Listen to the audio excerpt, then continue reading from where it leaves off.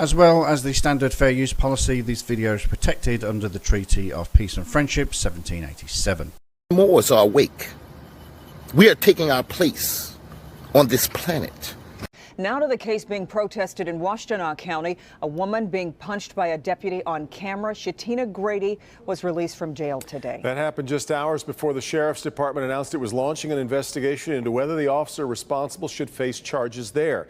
The department released new body cam video from the encounter in Ypsilanti Township. Rod Maloney live with the video and new information on the case. Rod?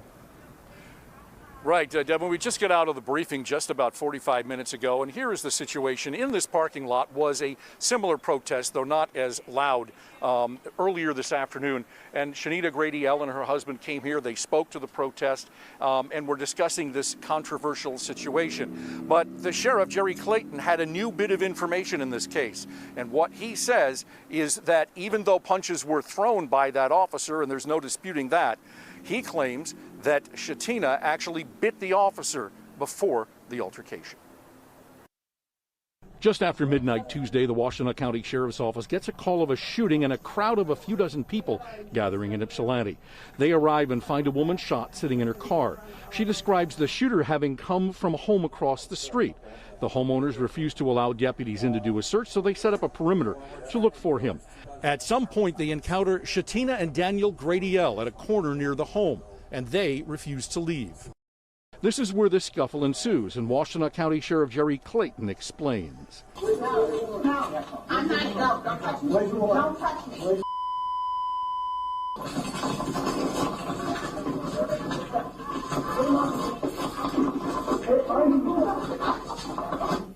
So you might not be able to hear that, but he says you're biting me. The body cam video released today does not show the video that caused the protest. This one shows that officer hitting Shanita in the head 3 times. Local 4 asked if a bite should lead to punches, and the sheriff said it depends. Shatina said today at the rally of the incident, I'm sure that person that did what he did to me, he wouldn't want me to do that to him.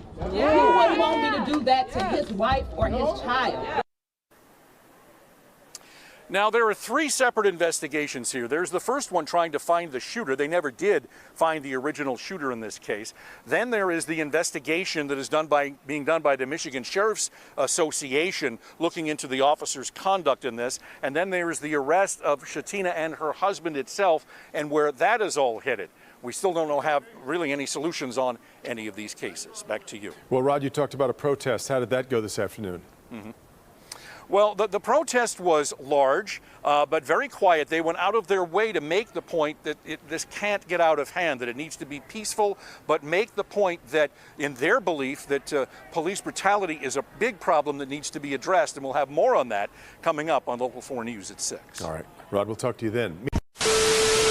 Numbers 21 through 24, People versus Daniel Grady L and Shatina Grady L, 21513 FH and 21514 FH.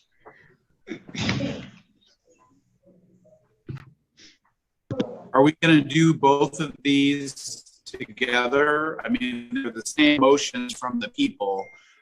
They have slightly different fact patterns, and they have 2 different lawyers. So whatever you guys want to do, but what do you want to do? Wait a second. Let me get this straight. We have 2 Moorish sovereign citizens showing up to court, and they both have lawyers? Wow. Other Moorish sovereign citizens out there are not going to respect these 2. This should be interesting. There's no objection from Mrs. Grady L, Your Honor, to do them both together. It makes sense, I think. Yes, Probia Star on behalf of Mr. Daniel Grady L. Yeah, no objection to, doing this all together. All right. And Mr. and Mrs. Grady L, can you hear us? That's fine. Yes. All right. So let's start with, let me get the attorney appearances first. So, Ms. Palapu, is this your appearance today? All right. Yes, Your Honor. Good afternoon. Melissa Palapu on behalf of the people. All right. And we have Mr. Starr's appearance. Mr. Amadeo, your appearance. Good afternoon, Your Honor. William Amadeo, P76194, on behalf of Shatina Grady L. We We both appear via Zoom and waive a right to be present in person. And Judge, I do think Prosecutor Wint's on as well on this matter. Thanks, Mr. Oh, yes. Amadeo. Ms. Tucker is here. I'm sorry. Yes. That's okay, Your Honor. Good afternoon, Your Honor. Assistant Attorney General Yasmin Tucker appeared on behalf of the people. All right. Ms. Grady L., tell us your name for the record. My appellation is Shatina Grady L. Okay. And Mr. Grady L., do you want to tell us your name for the record? My appellation is Daniel Grady L. Okay.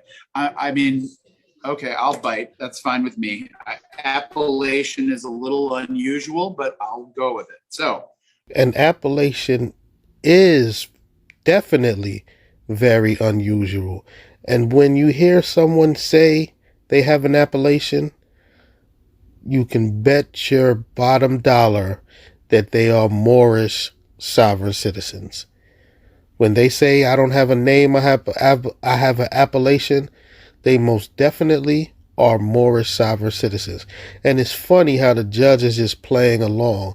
One thing that I have noticed throughout all of the court hearings that I've seen with Moorish sovereign citizens in them, most judges are very respectful to these guys. So I don't know why they hate this country so much, because they're always dealt with much respect, even though we know their beliefs are wacko and out of this world.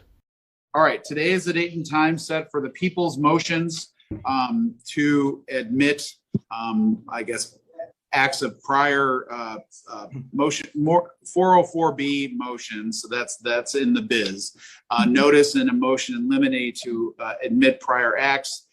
I've had a chance to review the motions and the responses and the briefs. I'm happy to hear from either Ms. Palapu or Ms. Tucker. Highlights, again, you don't need to repeat, but I'm happy to hear your oral argument, and then I'll hear a response from Mr. Amadeo and from Mr. Starr. Okay? Thank you, Your Honor. Your Honor, I'm not going to go back and repeat everything that I had previously written. You did have all the facts regarding the prior conduct, and you have my motion with all of the law. I would just like to make a little response in regards to the defendant's motions themselves. In regards to Mr. Daniel Gradiel's motion response, I just wanted to also state that during that response, there was no statement of defendant's theory of the case in regarding in order to back his argument that these acts would not be relevant. In order to say that, you would need to state his theory of case to show that they are not relevant. And in fact, that there was no statement or theory of the case that was provided. I would just like to reiterate that the people do intend to admit this evidence to show that there was an absence of mistake or confusion as to what was occurring at the scene, or confusion of the officer's commands, that there was to demonstrate the intention to obstruct, which goes with the absence of the mistake or the confusion, and to rebut any argument of the defense to the contrary of those statements. In regards to my response to Ms. Shatina Gradiel's response. So let me interrupt. Yes. So, while we're on Mr. Gradiel's motion, I just want to be clear that the prior incident that you are seeking to have admitted is that 2019 incident, correct? Excuse me, Your Honor, but I must interject. It seems the defendants have disappeared. Where are the defendants? Because there's a slight difference between the two defendants. One is the 2019, Mr. Gradiel is singularly that 2019 incident, while Ms. Gradiel includes both the 2019 incident plus another one, correct? I just want to. Okay. Yeah, yes, right. Your Honor. It would just be that one incident for Mr. So Gradiel. let's do this one at a time. So let's go ahead and I'll hear from Mr. Starr. If you wish to respond to what the prosecutor has just stated on the record or anything else, you may do so. But I have reviewed everything. So go ahead.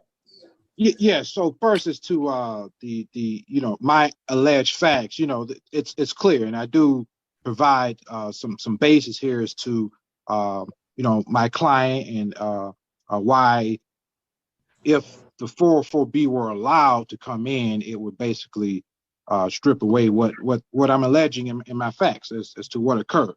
But to put it simply and briefly, Your Honor, You know, normally with the 404B motion, you're talking about a prior crime, a prior act, right? Here in this situation, from reading plaintiff's motion, they're not only speaking about a prior act, but also too, defendants allege affiliation with an organization, and basically saying this affiliation with this organization is the reason why he is conforming to these responses with the police. 404B is plainly states that's not allowed. Evidence of other crimes, wrongs, or acts is not admissible to prove character of a person in order to show action in conformity therewith. They're speaking about things that are character evidence. They're saying, hey, he's acting in regards to how this Moor organization acts. But then on top of that, Can I interrupt you, yes, sir. Mr. Starr? Let me interrupt you. I don't know why your client or Mr. Amadeo's client turned their video off, but this is the best we got with Zoom, so you can't elect to turn your video off during a hearing. Go ahead, sir. I didn't turn my video off, Judge. No, your client. Oh, I apologize. I didn't know that. Okay, go ahead, Mr. Starr. Where was I? Oh, yes. But then on top of that, they don't provide any type of substance, any type of materials, any type of literature or anything of that nature to show that, yes, this organization does act in this regard when it comes to law enforcement. This is an assumption. Excuse me, sir, but all you have to do is go to YouTube University, type in Truth Science 151, and I have countless videos of people that are part of your client's organization acting a fool with law enforcement because they are Moorish sovereign citizens and they believe that they are above the law and they believe that this is their land and they believe that they're not citizens to the United States. This is why they act the way they act in regards to when they come in contact with law enforcement. Just go to YouTube and you will see it for yourself. I rest my case, Your Honor. As I cited in one of the cases, this is character evidence masquerading as, you know, one of the exceptions. This is purely character evidence, and if it were to be omitted, this would violate my client's due process right to a fair trial, because it shifts the focus from the events of that night to, well, what are their beliefs, right? That's what we're talking about. What are their beliefs? Which, again, plaintiffs are assuming their beliefs. All right, Ms. Peliku or Ms. Tucker, anything to respond to that? Your Honor, I would just indicate that my motion has absolutely nothing to do with their political beliefs, or I'm not really sure how to classify the organization, but that honestly, I believe they probably will bring that up themselves in trial. But that is not the focus of the argument. The argument is solely based upon that conduct that the police report was attached. Okay.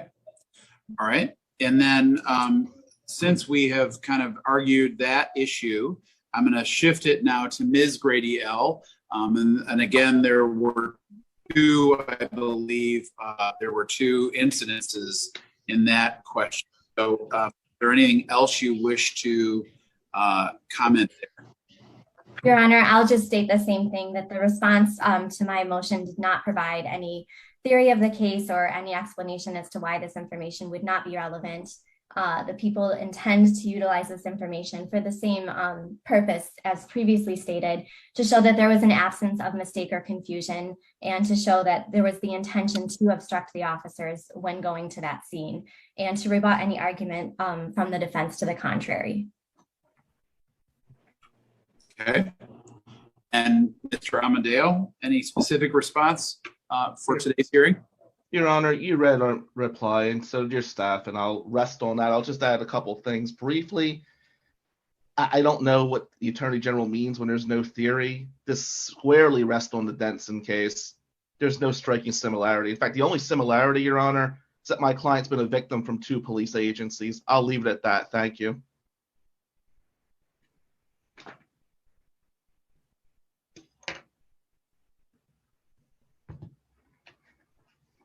All right. So it's actually kind of hard for me to articulate exactly where I'm going with this. You're going to have to bear with me.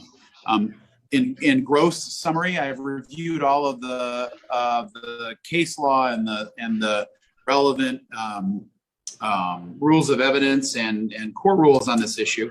And so what the people are seeking to admit is evidence under MRE 404B that would allow a jury to hear prior criminal action or activity to essentially to show intent, absence of mistake or accident, or a system doing an act.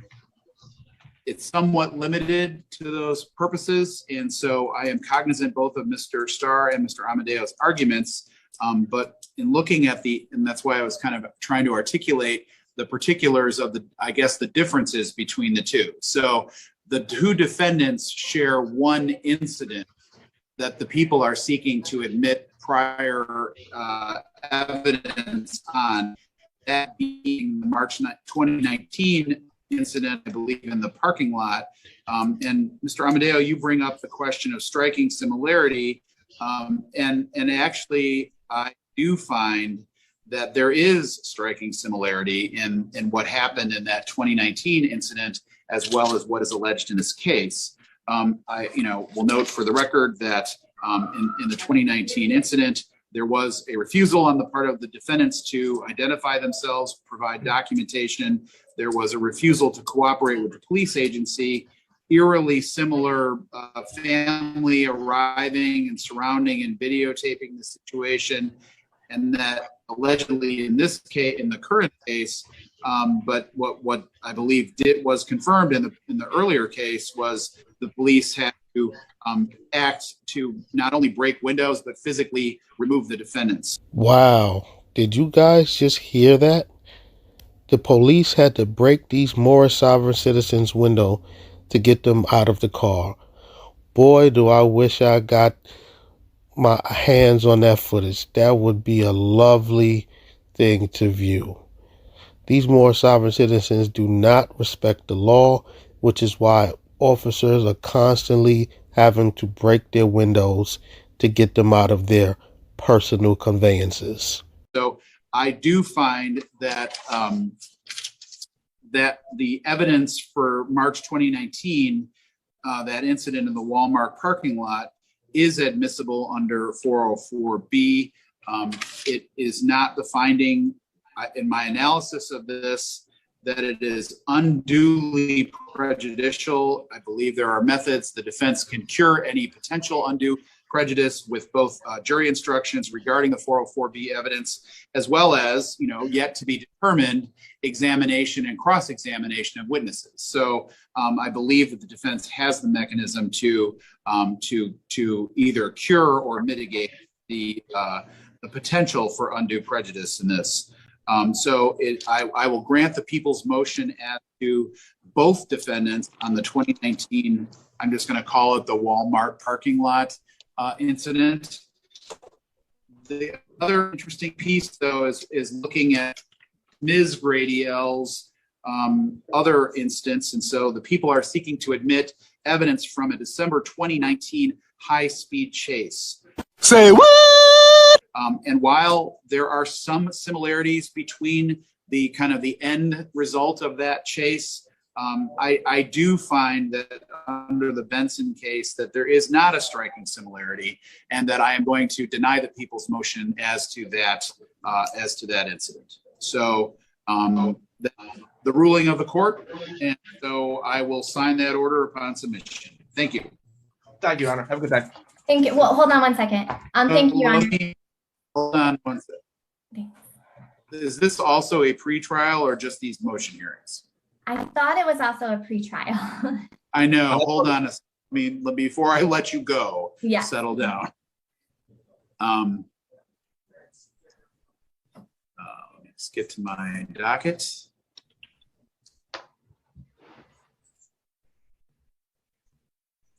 All right, so we do have pre-trials in both of these matters. I will tell both counsel that so you understand this, that I don't have fingerprints in either case. And, we can't continue. I don't know if there's going to be a trial in this matter. I don't know if there's going to be a plea in this matter, but I'm going to order that the fingerprints be taken care of before the next event, whether it's another pretrial, a final pretrial, or whatever that is. Otherwise, I'm going to need to remand your clients to get those prints done. So I'm just reporting that to you. I'm not going to remand them. That's not my intention. But just so that you know that we have to have the fingerprints done. Okay? And, Your Honor, I'll get on top of that, but I believed when I called the sheriff's department, they were done, denied the arrest. I think they've been done another time. If they're not in your file, Mr. Amadeo, this is a bit of a head scratcher. It's true.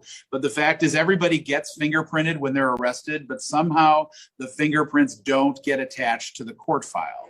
And we can't proceed without the fingerprints being appropriately attached. So there's a fingerprint order. They can either go get re-fingerprinted, or you can figure out a way to get the prints from the sheriff's department into the court file, and we can do it. So you believe me, you're not the only one to say that, but I'm just letting you know we don't have them. So that's kind of where we are.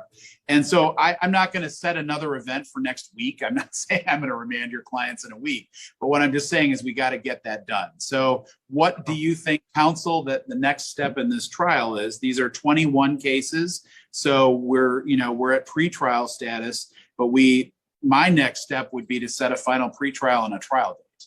So is that where we are, or is there further activity that needs to happen? We have some motions to file, Your Honor, but we could certainly do that before whatever your trial date is and get a date from your court. If we want to set a trial date for maybe March, I don't know what your docket is, Judge. I mean, I don't know if March is kind of a random and arbitrary month, but it would certainly be in 2023. So January is a civil month, so it's as likely as not we might set we could set a trial date for late February, early March. That's fine. We'll do a final pretrial end of January, early February. Any motions obviously would need to be filed and heard on or before that final pretrial date. Okay. And then, Your Honor, I just wanted to put the offers on the record if I could. Sure, go ahead. So I just got these offers, so I just emailed them to both defense counsels just like a moment before the hearing started. So they have not had time to process them or anything. But I just wanted to make sure that they were on the record. As for Mrs. Shatina Grady L, the offer for her is to plead to count 1, which is the R&O causing injury, and we would dismiss the remaining counts. I believe her guidelines would be 12 to 24. We would leave the sentencing in the court's discretion. As to Mr. Grady L, the offer would be to plead to a reduced count 1 to an attempted R&O, which would be a 1-year misdemeanor, and we would dismiss the remaining charge, and we would again leave sentencing in the court's discretion. Okay. Counsel, you heard that, and you'll have a chance to discuss that with your clients, correct? Correct, Your Honor. Yeah, I received the prosecutor's email on that. All right, so let's go ahead and set a final pretrial date for toward the end of January. Let's do January 30th for final pretrial. Okay, and then trial date would be end of February, early March kind of thing. We could do February 27th or March 6th. March 6th will work better for me. All right. Could we go March 1 week 6th? further? I'm in trial on March 6th and February 27th, Your Honor. I apologize. But okay. March 13th. All right. So next one, the 13th, March 13th. March 13th. How does that work? That works for me, Judge, if that's acceptable. That works right. for the people. All right. Good. So we'll set the trial date then for March 13th. That's 8:30 a.m. Monday for jury selection. And we will see you at the final pretrial, or if there are other motions to be filed. You don't have to wait till that final pretrial date, but that's the next court event. Okay. So I need to have the prints done by the final pretrial. And I did just check while we were on the hearing. They weren't printed.